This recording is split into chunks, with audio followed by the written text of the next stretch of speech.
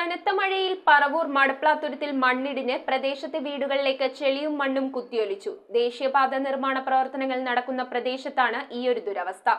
ഭിന്നശേഷിക്കാരനായ മകനും രോഗബാധിതയായ അമ്മയുമടക്കം നിരവധി കുടുംബങ്ങളാണ് ഈ പ്രദേശത്ത് മണ്ണിടിച്ചിൽ മൂലം ദുരിതം അനുഭവിക്കുന്നത്.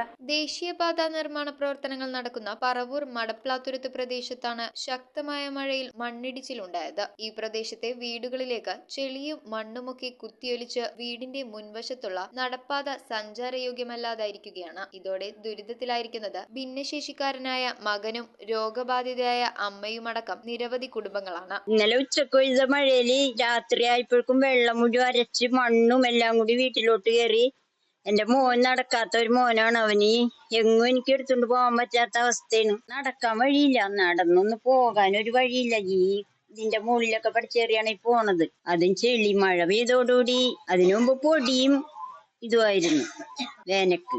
സമീപത്ത് ഇവരുടെ വീടിന് ചേർന്ന് ദേശീയപാത നിർമ്മാണ പ്രവർത്തനങ്ങൾ നടക്കുന്നതിനാൽ ഉയരത്തിലാണ് മണ്ണ് കൊണ്ടുവന്ന് ഇട്ടിരിക്കുന്നത്. അതിനാൽ ഇനിയും മണ്ണിടിച്ചിലുണ്ടാകുമോ എന്ന ആശങ്കയിലാണ് പ്രദേശവാസികൾ. ഞങ്ങൾക്ക് വഴിക്ക് എത്രയും വേഗം ഞങ്ങൾക്ക് വഴി ശരിയാക്കി തരണം. ഞങ്ങളുടെ ഈ ചെള്ള മാറ്റി തരുകയും ചെയ്യണം. ഞങ്ങളുടെ വീട്ടിലോട്ട് ചേച്ചിയുടെ വീട്ടിലോട്ട് കിടക്കണ ഈ മണ്ണുകളെല്ലാം മാറ്റി ഞങ്ങൾക്ക് ആകുന്നതും വേഗം ഇതൊക്കെ ശരിയാക്കി തരണമെന്ന് താഴ്മയോടെ അപേക്ഷിക്കുന്നു. News bureau, Paravur. ആദ്യ കാഴ്ചയിൽ നിങ്ങളുടെ മനസ്സിൽ പതിയുന്ന ലൈറ്റ് വെയ്റ്റ് സ്വർണ്ണാഭരണങ്ങളുടെ വൈവിധ്യമാർന്ന കളക്ഷൻസ്.